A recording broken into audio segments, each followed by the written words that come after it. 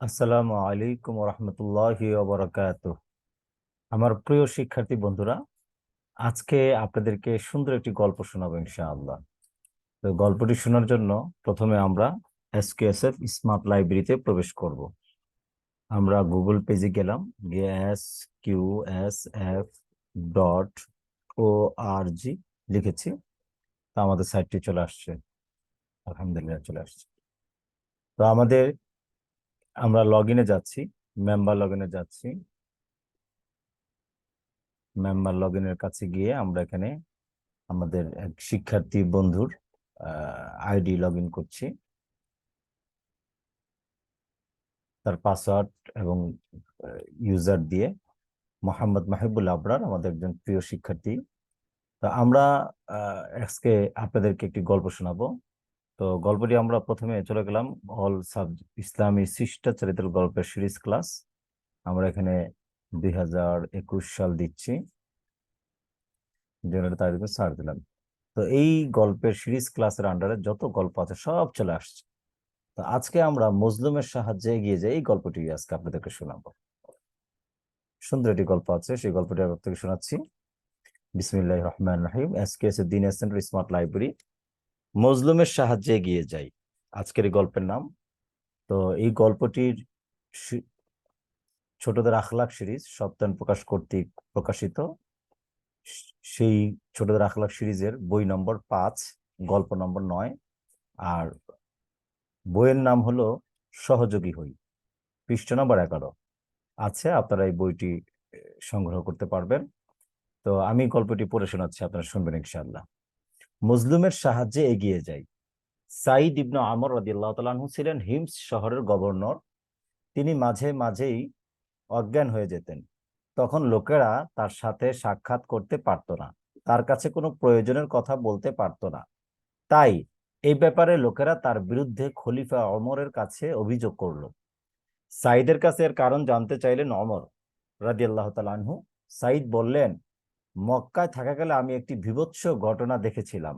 আমি খুবাইব রাদিয়াল্লাহু তাআলা আনহুর ফাঁসির দৃশ্য দেখেছি। মুশরিকরা তাকে শুলে ঝুলিয়ে রেখেছিল আর তার গা থেকে গোশত কেটে নিচ্ছিল। এভাবেই অবশেষে শহীদ হয়ে যান তিনি। খুবাইবের কথা মনে হলেই আমার মনে আফসোস জেগে ওঠে, কেন সেদিন আমি তার সাহায্যে এগিয়ে যাইনি। একথা বলেই সাইদ একটি চিৎকার দিয়ে বেহুশ হয়ে গেলেন। খুবাইবের মৃত্যুর সময় সাইদ ছিলেন মুশরিক। কিছুদিন পরে তিনি মুসলিম হন। ইসলাম গ্রহণ করলে আগের সব গুনাহ মাফ হয়ে যায়, তাই সাইদের গুনাহও মাফ হয়ে গেছে। তবুও সেদিনের কথা মনে হলেই কষ্ট পেতেন তিনি, আর ভাবতেন কেন সেদিন খুবাইবকে সাহায্য করলেন না।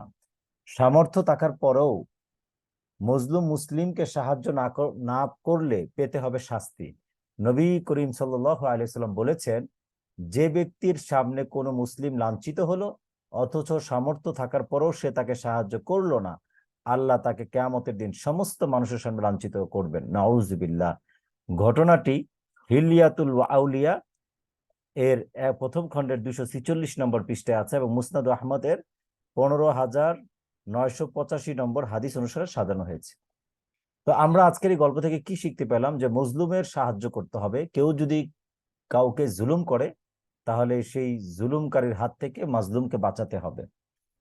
তো এখানে হযরত আবু সাঈদ রাদিয়াল্লাহু তাআলা আনহু মুশরিক থাকা অবস্থায় তার পাশে সে দেখেছিলেন যে আবু সাঈদ রাদিয়াল্লাহু আনহুকে জ্যান্ত ফাঁসির কাস্টে ঝুলিয়ে তার গা থেকে গোশত কেটে কেটে ফেলে দেওয়া হচ্ছে।